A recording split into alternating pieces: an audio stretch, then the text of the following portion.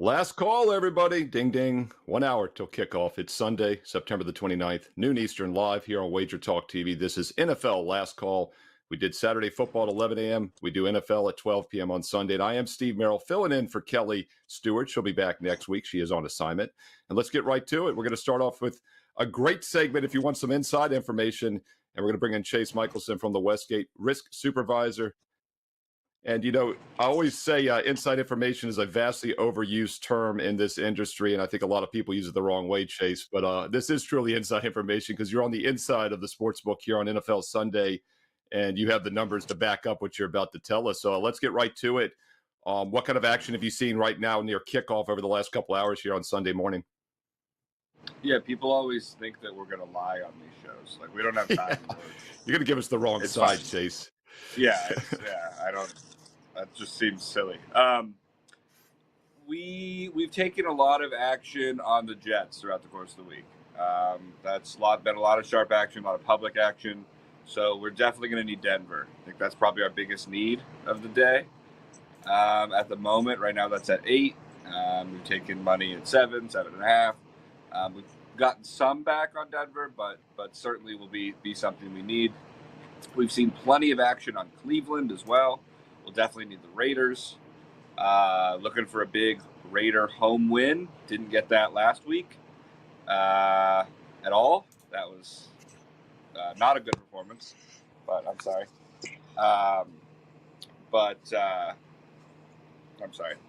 But that's what we'll need. That's what we'll need this week. And then we'll probably need the Bills as well. Well, Chase, you can fiddle with your camera here, and I'm going to ask you a question. It's interesting that the Browns are getting some action because, as you know, the Browns are in Las Vegas this week. And I got to ask you, is this something you've seen the last couple of seasons when a team is coming in? Do they get a little bit more action? I mean, are there a lot of loyal Raider backers in town, or is that visiting squad? Carolina probably was not a good case study last week. But in general, though, is that something we see more times than not, that the visiting team in Vegas gets action like that? Certainly possible with a big fan base like the Browns. That plays a role. I think. I don't know if that's the biggest factor. I think you see that more when it's like the massive, when it's the Bears or the Giants or something like that. You'll see that more. Browns certainly have a big fan base, but I don't know if that's the main factor here. And this camera's getting me in trouble. That's a factor, but I don't think that's the main one. And this is for our producer, Joe Ranieri, but I got to ask, with the camera difficulties, are you related to Tony Finn? That's an inside joke. Nobody else will get that but Joe, but it's a good joke, Chase. If you go back and watch WagerTalk from about 3 years ago, Tony Finn changes heights every couple segments with his camera. So don't feel bad. It's happened before. I'd love a change in height. If we could get some sort of way to make me like 6'2", 6'3", I'll take it. So I've actually changed height in my adult years, but I've shrunk 1.5 inches. So unfortunately, I don't have the solution going in the other direction, and I think that happens to a lot of us. Hey, speaking of height, NBA basketball right around the corner. Looking forward to talking maybe with you about a month or so about basketball. I think October 22nd is that start. But once again, this is NFL Sunday, so we'll stay focused here on the NFL. Sharp square divides. You mentioned how the Jets are getting both public and sharp money. And, getting back to the Browns, too, obviously the visiting fans might bet, but those are $20, $50 bets. The big sharp bets are what moves it, so it really doesn't matter what team is in town, probably. Do you see any games in which you have a sharp square divide, maybe public on one side, but some heavy respected money coming on the other one this week? We've seen that to a degree on this Houston-Jacksonville game, which I think makes sense. Anybody that watched Monday night is probably not going to be cutting in line to bet Jacksonville, your average bettor. So that's where that comes from. And then we've also had a lot of sharp money on Jacksonville at 7 and some at 6.5, because those are the type of teams that our sharper customers love. They love bad teams. Yeah, Big Daddy, one of our loyal viewers here on WagerTalk TV, says Cleveland should never be favored against the Raiders. Charles Catton and Daddy, what do you guys think about the Vikings game? So I'll throw that one to you. Obviously, Jordan Love practiced last week, did not play. He practiced again this week. How difficult has that been for you just in general, I guess, with the Packers the last couple of weeks setting lines, especially when it's around a key number like 3? Yeah, this week we felt pretty confident he was going to play. I think, kind of reading the tea Right. leaves from last week, it felt like he was 1 week away. I mean, Green Bay the last 2 weeks have been dogs, and they've won with ease with Malik Willis. Yeah.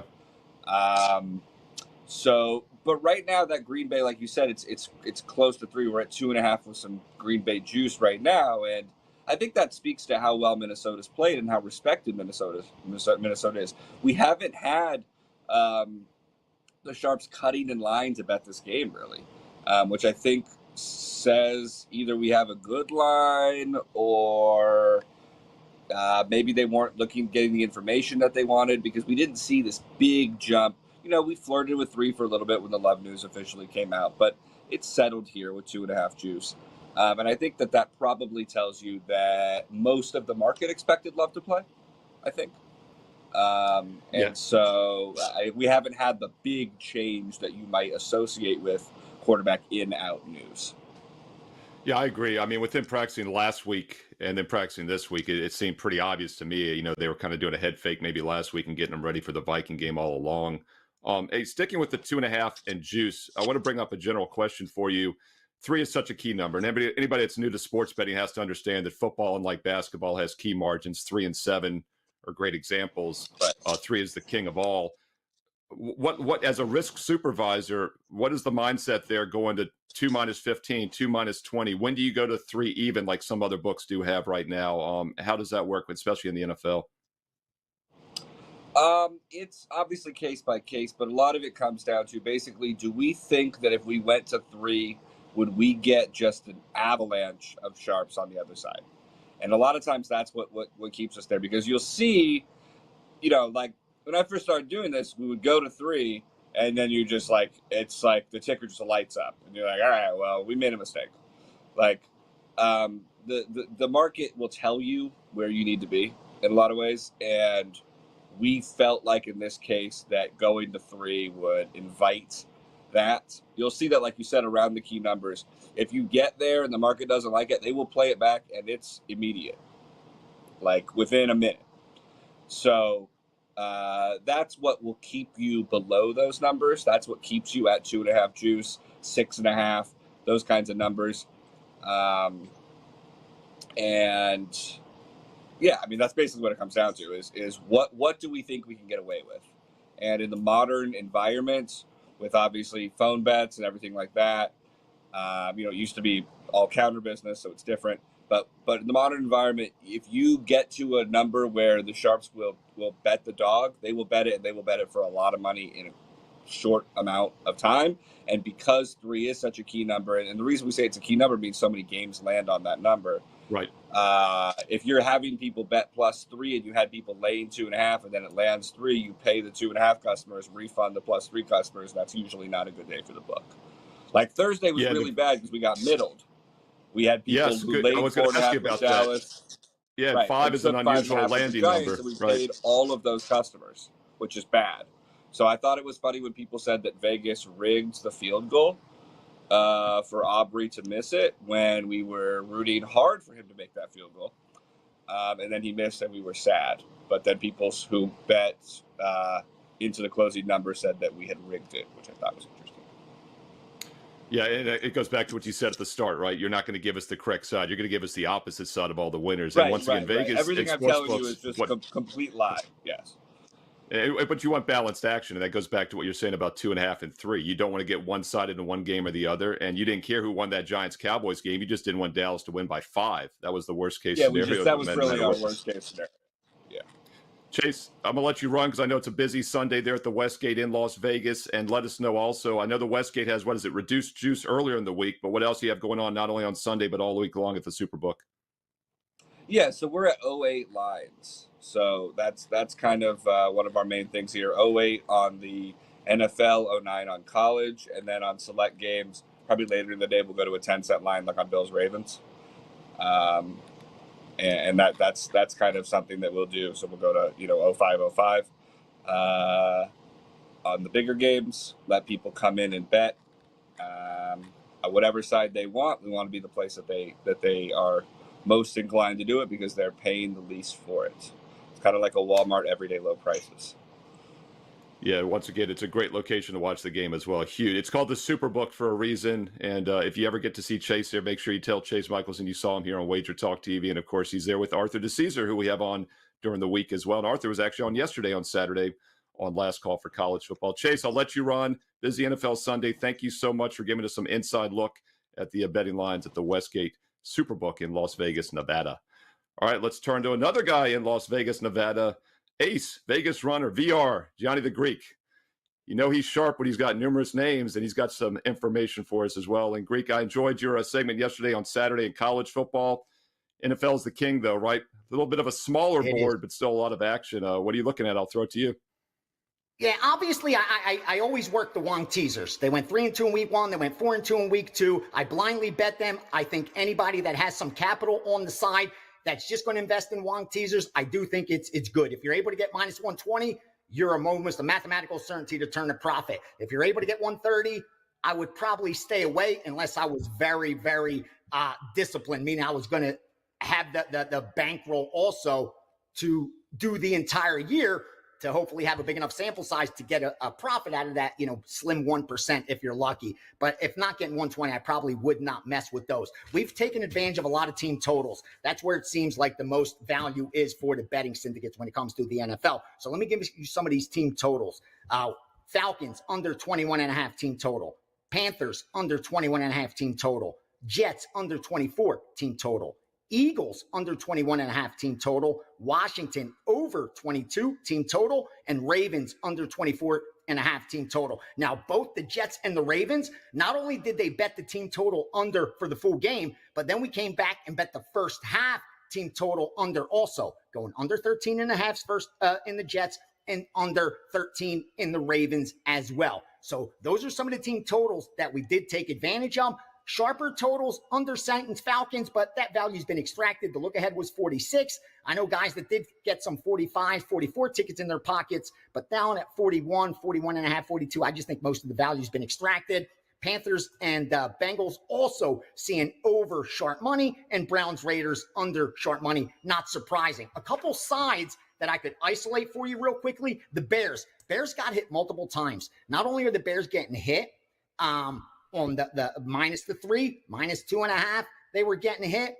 They're getting the money line down as well. So it's almost like not getting it past that key number of 3. So instead, let's bet them other ways. And you're seeing almost no resistance to that. So I think that the Bears team is as legit as it comes. The Buccaneers against the Eagles, they got bet taking the points and with the money line. And there was no take back where they could get both. Like sometimes there's a situation where you get both teams on the money line at plus. That wasn't the case here. So legit on the Buccaneers, the 49ers minus double digits, and the Kansas City Chiefs at that key number of 7. That's why you're seeing it through the 7 now. Real quickly, Monday Night Football, two-way sharp action. We've been seeing it all week on Seattle and on the Lions. We have two respected groups, and that's why you've seen that line go back and forth. Both probably made a decent bet at a different number, but that's what's pretty much going on in NFL that I can tell you from the sharp side. Gianni, I love it. And I want to follow up with the Wong teaser. And we also have a question, I believe, from one of the viewers Joe will throw up in a moment. But maybe, I guess, first of all, let's break it down for the new sports bettors, right? We got a lot of new recreational players. Maybe just to give them a quick, case study about, we just talked about key numbers, by the way, with Chase. And obviously 3 and 7, I mentioned Wong teasers kind of all about covering 3 and 7, correct? Yes, that's exactly what you're trying to do. You want to take you want to use those 6 points to go through the numbers 3, 6, 7. That's all you're looking to do. It doesn't matter what the teams are. You are teasing numbers to make the bet advantageous. Now, if you're able to tease those numbers, plus 1.5, plus 2, plus 2.5, or minus 7.5, 8, or 8.5. Those are the numbers we're looking to tease. If you're able to tease them, and if let's say you were able to get a bookie that gave you even money on those 6-point teasers, your edge would be, you would have about, your break even would be 70.5%. Right. But your win rate would be about 76% at even money. So you'd have over a 5% edge. You'd be printing money if you could get even money. Most of us can't get even money no more. Most of us can't even get minus 110 anymore. But If you're able to get minus 120 even, which if you shop around, you could get minus 120 on a 6-point teaser. I got about 4 books that I easily could get them on. Your break even is 74%. The Wong teaser allows you to win a little bit, slightly over 76%. So you will be profiting 2% every single bet you make long term. That's your EV. So if we remember the MIT card counting group that they wrote books about, made movies about, their edge was about 1.5%. Maybe 2. They bragged about a 2.5% edge. I could promise you they didn't have it. They had maybe a 2% edge. That's what you have with this Wong teaser. Nobody's going to make movies about you. Nobody's going to write books about you, but you could print money every single year in the NFL if you don't even care about the teams and you just tease through those numbers. Don't lay more than minus 120 or else you're not betting from a position of strength, and that's all you want to do. And if you do it, you're going to make money, man. You're going to definitely make money. But stay away from all those other teasers, the 10 points. It doesn't help you. The average NFL final score ends 10 points off the point spread. So we all talk about, oh, Vegas, how did they know? How did they know when it lands right on the number? But the average NFL game lands 10 points off the number. That's why the 6-point teaser, 6.5-point teaser, 7-point teaser will not help you unless you're only teasing through 3, 6, and 7. That's where the advantage comes from, not from the teams, not from the matchup, not from the handicap, simply from the math. That's where you're able to take advantage of them when it comes to the Wong teasers. Yeah, Gianni, you and I think alike in so many ways. And it's so funny. When he first started talking teasers, the first thing I thought about was blackjack and some of the card counting stories we've talked about. Because once again, you just set it and forget it. You don't care what team you're playing. You just care about the numbers and you're just playing it over. But you also dated me as well, because when I started back 29 seasons ago in 1996, I thought teasers were even money. And it's been so long, I can't remember. And the reason, of course, is because teasers are sucker bets in every other sport and at every other number, basically. And until the market got as sharp as it is now, they were winning enough from the Joes to give it back to the pros with the even money, the minus 110. But it's a real dilemma for sports books because teasers are basically parlays, which are terrible bets in general, except in certain situations. By the way, real quick, also, we don't tease college football because the lines aren't as sharp and the totals are higher. And something I want to mention is there are certain 2.5s and 7.5s that are more valuable when it's a 30-point over-under versus a 50-point over-under. The points are more of a premium. There's less scoring. And NFL lines, once again, are sharp. But we never do college, and we definitely don't do basketball, correct? Absolutely. Because it's too volatile of a sport. The scoring is too volatile. So there's just the getting those extra points just isn't going to help you when the variance in finals is so great. Like that's where like you nailed it when you said each half point matters more when less points are expected to be scored. Right. When I'm expected to see 200 points scored, 5 points don't matter. But if I expect 30 points to be scored, 5 points matter a lot. Like that could be the difference maker. So that's what I focus on when it comes to the NFL. I look for those games, even that I handicap to go lower scoring. But usually I just use the market as a guideline. If the market thinks the total's low, then I think my teaser's worth a lot more. If the total's high, then my teaser's worth the points matter less. Being able to get extra points matter less. And when you're talking basketball and they're scoring 200 points, getting 3-4 points is not going to be the difference maker. Definitely not long term. If you need those 4 points to help you, it's almost like buying points, Steve. I don't want to take up more time, but I see it all the time. I see these bets in the back end every Sunday, so I have to share this with you. I see guys that are buying 2 points. So here's what they're doing. They're taking a minus 4.5, all right, or minus. They're doing even minus 6.5s.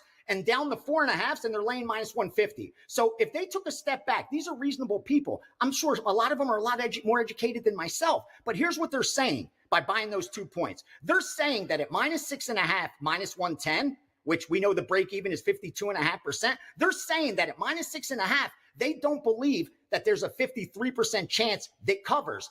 But they believe at minus 4.5, there's a 60% chance of him, greater than 60% chance of it covering. In what planet does that make sense? Where at minus 4.5, you believe the probability is greater than 6.5, 60%, but just 2 points higher, you think the probability isn't even 53%?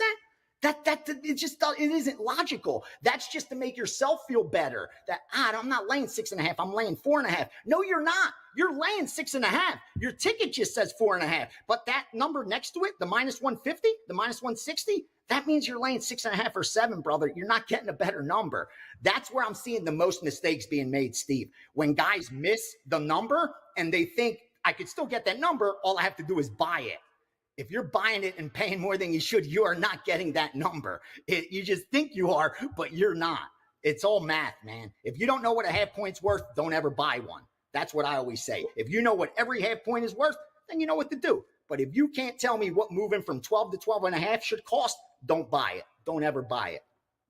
What 1,000% correct. In fact, I did my Fade the Public video this week. The most public play is the Bengals. And I had someone in the chat last night say, I bought the Bengals down to -3, minus 150. So I was dying when you just gave that example, because that's exactly the example I just commented on last night. He doesn't have -3. He don't have -3. He's got like minus 4.5 probably. Right. Yeah. And it's just, and you also hit the nail on the head when you were talking about every half point matters, but the sports books know this as well. And that's why they're making you pay more than the value is. They're not going to let you buy a half point at a discount. It just doesn't make sense. So if they're letting you do it, you should run, not walk. Exactly. It's just like the limits. The limits tell you where they're stronger and where they're weakest. There's a reason they only take $500 on a college basketball over-under when it's Western Michigan versus Wisconsin, Milwaukee, but they'll take $50,000 on an NFL total, on an NBA. Or a team total. You're talking a lot about team totals, right? Yeah. They don't want the team totals are getting hit on. Yeah. And they move the lines quicker. If they don't want to take a bet on it, they're not too confident. But you see in the NFL, everyone wants sides and totals, and they're the hardest to beat. 1,000% correct. Once again, I've said that all the time. People say, what sports are easiest or what sport is the best to make money? And I go, look at the limits, and that'll tell you all you need to know where the sports books are nervous. And if you're a new capper out there, do you want to specialize? I know the NFL is sexy, but college hoops is around the corner. NBA is around the corner. Baseball as well. I mean, those are the sports where you can really make some money. And you have more volume. You have 17 NFL games. You have 82. You have 162 baseball games. So there's a lot more volume there as well. Gianni, I'll let you run. We see you each week here on Wager Talk today on, I believe, the Friday show normally. And also get you on Saturdays. Yeah. And what else you got going on at WagerTalk.com? Yeah, keep crushing, brother. I'm over in the steam room right now. We're going over each and every NFL game. We're down to we're doing Bears Rams next. So I like it because I'm able to answer any questions that someone may have about a bet that they want to make. And where I'm able to share those props, even that come in. So we got the steam room going, having a really good week, picked up over 35 units. I am having a losing year, won 8 of the last 9. So I got about 2.5 months, Steve, to turn this into a profitable year. But we are getting back in shape. And of course, my MMA's just been on fire. So all's good over here. And again, I appreciate your support. Thank you for having me on.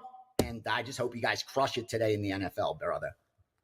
Oh, my man, good luck. And once again, get back over to the steam room. When you can join him, you can ask him questions live when you're a client at WagerTalk.com. And that shortcut again is WT.buzz/VR. Vegas runner Gianni Grant joins us on Saturday for college football and then Sunday here for the NFL. All right, speaking of the NFL, we got our NFL expert, the Prez, and this is a historical moment in Wager Talk TV, I just realized, Prez, because this is the first time I've ever interviewed you. And it just occurred to me because we've done so many shows together, and it's pretty surreal, and it's very fitting because we just broke the internet on Tuesday with the greatest Wager Talk Today episode ever as well. So if anybody did not see Tuesday, September the 24th, I believe, go back and watch that replay. It was a fun one.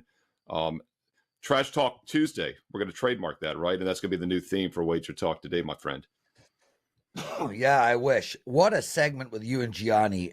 Your questions, you were amazing, Steve. And Gianni is so full of information. It boggles the mind that only 10% of the viewing listeners have taken a second to hit that like button. I mean, this guy literally explained in great detail why you shouldn't buy half points, how these teasers work on a percentage basis. This information is absolutely gold. And yet only 10% of the people hit the like button. I don't know, man. Should I wake up next Sunday and do this show again or scrap it? Because no joke, Prez. I mean, and to put this in perspective, within that 10-minute segment, he just gave you 2 tips that'll probably take a recreational player and cut their losses in half. Just stuff they shouldn't be doing. That's how you win. You win by not doing stuff that makes you lose. That's a good starting point. And we basically told you when to play teasers a very small amount of the time, if you're even getting the right juice anymore, and then just don't buy a half point at all. And I'll add on to it, by the way, something I didn't mention is just have a second or third sports book so you get a half point for free by shopping lines. So it's just so much basic stuff. And Teddy and I spoke about this recently on our show, especially with the Dallas game. That you could have found Dallas for -4, 4.5, 5, 5.5, 6, 6.5. Guys betting 50,000, 100,000 a game. None of these guys are ever losing by half a point, ever. It just doesn't happen. Well, if they do, everybody else lost by a full point, right? If they do lose by half a point, right? Because they still got the best of the number. Yeah, it's extremely rare. And yeah, look, 50 people just hit the like button. Come on, guys. None of us need to ask. Anyway, I'm not here to lecture you people, but it was just I'm listening to Gianni and thinking, man, like, this stuff is incredible. One of our listeners wrote, Gordon, and Gordon, I really appreciate you coming in all the time in our chat room. Real big fan of WagerTalk. Thank you. He's like, I've got a 4-team 5-point teaser. Does that make sense? The answer is no, Gordon. And then he's like, well, does a 3-team teaser make sense? And the problem with answering those questions is, Steve, you made an incredible point. Who's teasing 6 points on a game with a total of 63? Correct. A 3-point teaser at a game that's got a 30-point total is the same thing as a 6-point teaser on a game that has a 60-point total. So these totals are definitely relevant to whether you tease a game or not. And in regards to, is a 3-team teaser a good teaser? I don't know. What's the percentage? Is it a 3-team 6-point teaser? What did you cross? Right. What are the totals in that teaser? What is the percentage chance of a 3-team teaser winning versus what the return on investment that you are getting? So, these are, what do I do if I have kings and an ace flop, Steve? I don't know. Is the guy does he fold big cards? Is he aggressive? What happened last hand? What happened pre-flop on the betting? I mean, there's so many variables that you have to take into account when making these decisions. None of the stuff is isolated to, should I, is a 3-team teaser going to win? But I will leave you with this, and then we'll get into the games. If you ever buy a half a point, you made a mistake. And that's black and white. Black and white. And there's no number. There is no half point that you can buy that is worth paying for, unless there is one time, Steve, if you're getting, 7.5 plus 105, and you can maybe get it down to 6 to 7, 115, still technically a bad bet, but a hell of a lot better than normal. And with that said, those don't even come around. So let's move on. Well, and real quick, that goes back to something you've heard me say all the time, too. You have to be honest with yourself before you even start betting, or at the beginning of the season, at least. Are you doing this for recreation? Or are you doing this to really, like Gianni, to have a mathematical edge and make money? Because you're going to lose more games at -7 plus 0.5 than you're going to win at -6, -125, or whatever it's going to be. But that might still be the better long-term edge, right, mathematically. And same thing with a 3-team teaser. You might have a better edge there, but you're going to lose more games with a 2-1 day where you would have broken even with a bunch of round robin. You know what? You got to be honest with yourself also. Are you going to play consistently some of these NFL dogs on the money line? Teddy talks about that. He does a little bit of a round robin. It's the one time he does round robin parlays is if he likes a lot of NFL underdogs, he'll do a small money line parlay for trying to have like a lottery ticket, basically. But once again, be consistent, be true to yourself, and don't overcomplicate it. Sides, totals, straight bets, that's all I'm using, man. And you and I are both having great seasons at WagerTalk.com. Yeah, prop bets are normally a losing proposition as well, just by conceptually, especially if you're looking to take the overs in prop bets, over yardage, Kelce over yards, Pat Mahomes over touchdown passes. Right. On a whole, you're paying 10 cents, give or take, extra just on the over on those prop bets. But most prop bets by nature are, hey, listen, Steve, you walk into Best Buy You walk into Best Buy, you buy a computer, they offer you a warranty. The answer is no. Anytime a person trying to sell you something like a sports book offers you a deal, it's no. Let's get into some games, bro. Sounds good, my man. Make them earn those likes they just gave you here during this 5-minute segment. I like it. What are you looking at, man? I'll throw it to you. What are you looking at in the NFL? What do you want to talk about? Well, firstly, I'm happy to talk about every single game on the board. The game that fascinates me the most is the New Orleans Atlanta game. Here we have a situation, and Teddy and I spoke about this privately on the phone a few days ago. I really like Atlanta here, and I'm calling Teddy, and I'm like, man, Teddy, I really want to bet Atlanta. I feel like they're the better team, and I think they're going to win these games. This game. But the question is, how good was New Orleans in the first two games, and how bad were they in the second game? Who are they? And what I like about this game is that I'm laying off of this game. I'm not betting it because on one hand, I could make a really strong case for Atlanta, but on the other hand, I truly don't quite know yet who this New Orleans team is. And those are the type of examples of when to lay off plays, where you have a good feeling about a team like Atlanta, but you look at this and you say, are they, it was like the Cowboys. I wanted to bet the Cowboys so bad at -5. And I laid off of them at -5 because I had asked myself the question, who are the Cowboys? Are they a team that the Giants can run the ball down their throat all game, play small ball, keep this thing close, maybe win it on a final drive? This is a perfect example of a game that I would pass on. Now, I spoke about Cincinnati recently, and people could say, yes, that's the similar type of thing. I like Cincinnati. I'm betting Cincinnati, by the way, today. And people are like, well, who is Cincinnati? Maybe Cincinnati is not as good as they are. Maybe Carolina is better now that Dalton is in. I like the Cincinnati team because I want to bet teams that come into the season with playoff aspirations and then struggle if they have done that before. And this is a team that has done it 3 years in a row. 3 years in a row, they come out of the gate like shit, and then they get their act together. So, that's sort of the dichotomy between Cincinnati and Atlanta. I don't quite know who New Orleans is, but I do think Cincinnati has defined themselves after the last 3 years. And I feel like where Atlanta and New Orleans, I haven't decided on their market positioning yet. I look at Cincinnati and I think this is a really good team that has come out of the gate struggling, playing a team that is shit that had a great game last week.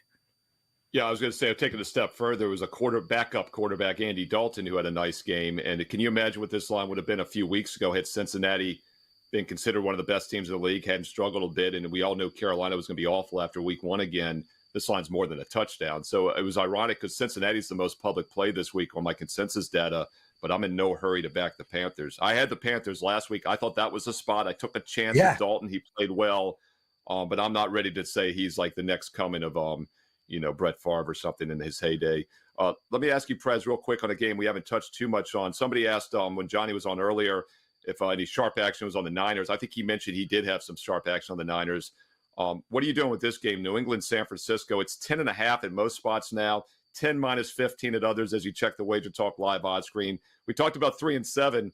10 would be the next number I'd mention, though, is a very key number. But once again, if this was a college football game, I'd say bounce back city, baby, on the 49ers. But the NFL is a different animal. How do you feel about laying double digits nowadays in the NFL? I mean, but when I came up 29 seasons ago, I never did it, but I'm a little more inclined to do it now. So funny you said that, Steve. It actually is reverse of what you just said. Since the beginning of time up until 2 years ago, it was 61% across the board on teams laying 10 or more. So it used to be an incredible bet to take these huge double-digit favorites. In the last 2 years, it's around 38%. So it's actually turned against the double-digit favorites, and I think we see that because of a lot of parity. With that said, 27-3 is the score that I kind of see in this game. I have no issue if you take San Francisco minus 10.5 at all. I like the under in this game a lot. I like the under in the New England team total as well. And I slightly lean on the over in the San Francisco team total, but there's no reason to bet that. The way I look at this game is really straightforward. We saw San Fran lose 3 games in a row last week, around week 3, 4, 5, give or take. And then they bounced back and went all the way to the Super Bowl. I think the San Fran team is absolutely exceptional. Sure, they're missing players, but Kittle is coming back, and that's a huge, huge add. And I look at this New England team, and I think to myself, there's just no chance they are going to put up more than 16 points. I don't, and honestly, they're not even going to get close to that number. San Fran has got to be angry as hell, and this New England team just can't score. Now, I understand their defense is great. So are the New York Jets. I mean, how much better a defense is New England than the New York Jets? I don't know. I think the New York Jets are probably slightly better at D, and San Fran moved the ball up and down the field on the New York Jets. I do not want to play against a team as good as San Fran after such a horrible loss last week. And I certainly don't want to play on a team as bad as New England. No matter what, Steve, in order for them to cover 10, they are going to have to put up at least 1 touchdown. I mean, they're not holding San Fran. This game is not ending 10-3 or 13-6. San Fran is going to get theirs, and they're going to get over 20. So I like San Fran here minus the 10.5. I like the under the best in this game, and I like New England team total under. You're muted, Steve. I'm sorry about that. I was going to say, I want to touch on the Eagles game with you. We've got a couple minutes remaining here on Wager Talk Last Call. If you're liking this, folks, as Prez said, thumbs up, like. If you're watching and you're still watching, you must be liking. So, boom, do it. You did it. Good. Thumbs up, like, subscribe, hit the bell for instant alerts so you don't forget when we're on live at 11 a.m. Eastern Saturday, college football, noon Eastern Sunday. Also, Wager Talk today, Monday through Friday, noon Eastern. So we've got live shows 6 out of 7 days at noon Eastern. Don't set it and forget it, but hit the bell just in case. And Prez, we do have a question in the chat on that Eagles game, Eagles-Tampa Bay. We have not talked about it yet. I do have a standalone video for those that want to watch it right after the show for a little bit of a deeper dive. But what's your take on Philly at Tampa? Currently, they're about a 1.5 point favorite. And something I mentioned in the video, I did it Friday. I was like, how's this tropical storm hurricane going to affect things? I did kind of pass through, but I'm sure that was tough for the Tampa Bay families and players down there. Steve, I talk all the time about what is a team. How do they define themselves? The Pittsburgh Steelers under Mike Tomlin and, frankly, Bill Cowher. We're talking about 30-year definition of a team that wants to win 13-10 every time they go out. They want to run the ball. They want to slow the game down. How do they define themselves? As a stone cold freaking under. I only want to bet teams where I understand who they are and what they're about. I don't feel like anybody can come on to any show with some definitive definition of who Tampa Bay is and who this Philadelphia team is. We loved Philadelphia last year. They were a monster for the first 10 games of the season, and then they hit the skids. And now we are confused, and everybody should be confused. We have a coach who is incredible at scheming plays and horrific at game management. We have a coach who I don't think their players like playing for. We have a new center who's struggling to make the tush-push work. We have 2 wide receivers that are out. We have a team that has gone from play-action pass to running. We have so from a Philadelphia perspective, who the hell knows? From a Tampa Bay perspective, we have a defense that is good and then bad and then good and then bad. We have an offense that is good and then bad and then bad and then good. They're old, yet they're young. They have superstars, but they're ancient. They have a quarterback who is really, really good and puts up 4 touchdowns and then the next game can't complete the pass. Why would anybody bet on a game where both teams have not defined themselves in any way whatsoever? Can I say, yeah, take Philly? Guess what? I got a 50% chance. Take Philly. Take Tampa Bay. Go ahead. I don't try. That's just not how I function in the world of betting. I bet to the definition of teams. I will be on the under in Pittsburgh from start to finish and right all the way to the end of the year.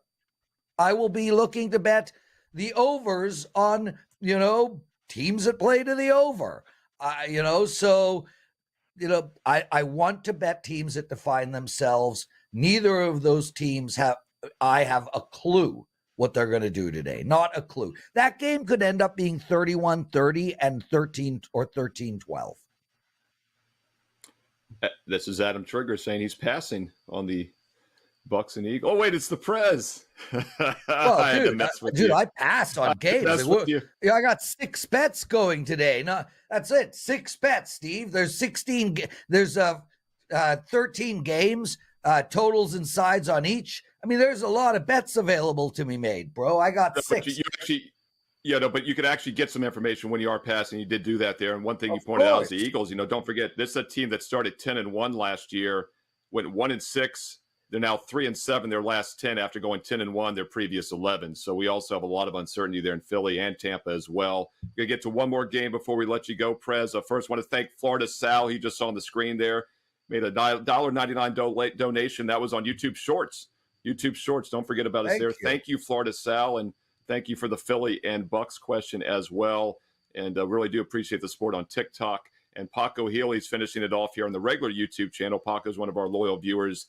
Prez, could you please touch on that Bears game? And that is the Rams-Bears. And I mentioned this in my Fade the Public video this week, Prez, that the Rams are the most public underdog. Red flag alert. And I, don't blame people for fading the Bears as a favorite. Their offense has looked horrendous so far with Caleb Williams. But then again, the Rams, despite beating the Niners, have been really bad defensively still. So does Chicago finally get healthy offensively, or does it just not matter? Could the Rams actually slow them down? I like Chicago here, Steve. Again, look, going back to who these teams are, I think we have a fairly decent understanding of who LA is without half their players. This is a team that's in decline, and it's a shame because I'm a huge fan of Matt Stafford. But here you have a situation, Steve. And when I'm looking to make bets, and Marco talks about this all the time, I'm looking for these situational plays. The Rams started the year with a playoff revenge loss against the Lions. So from an emotional perspective, this is a team that came into the year with a very high emotional level. They were very focused on winning that game. Then they had 2 back-to-back division games. So here we have a team that for 3 weeks in a row rode a high emotion base. Now they're playing Chicago. And no matter what, their emotional level is going to drop. People always say, how do teams look ahead? How do teams look behind? Why do sandwich spots work? Why can't teams, when they play one game a week, give it their all every single week? I play hockey every Tuesday night. I know it's beer league hockey, but when we play a shit team, we play worse than when we play a great team. And when we're excited about a game, we play better than when we're not excited about a game. And I promise you, the LA Rams are not nearly as excited about this game as they were last week playing San Fran. And as for the Chicago Bears, this is a team that put up 26 first downs last week. 26 first downs. That is an impressive number. They also threw the ball over 300 yards completion. And they are slowly coming together. But what we know most of all is the Chicago Bears defense is really, really, really good. And the Rams defense really sucks. So here we have a Chicago Bears team who could start the season 2-2 and put themselves in the mix. They have the better defense. They're at home. They're off of a game where they lost, but finally started to play in sync offensively, playing against a Rams team that's coming off 3 emotional games, that is riddled with injury, that has maybe the worst offensive line in all of football and no defense. Take the Bears. I'm with you there, Prez, and I do think we fade the public here with the Bears. And as you mentioned, better defense. I like the stats you gave there about turning things around, maybe offensively. Maybe that was the buy sign after last week. And not a good scheduling spot either for the Rams. So I did think this is one of the better fade the public spots. So Prez and I, a little free play on the way out on one of these early kickoffs here at 15 minutes. We both like the Bears -3. And if you check the Wager Talk Live odds screen, the sharper books are lighting up right now, -15, -20. The more square books are still 3, -10. So I think we're on the sharp side as well as we fade the public in that one. Prez, I just want to say I laid. Yeah. I bet the Bears. I personally bet the Bears. I got them on the money line at -135. That is a much better bet than -3.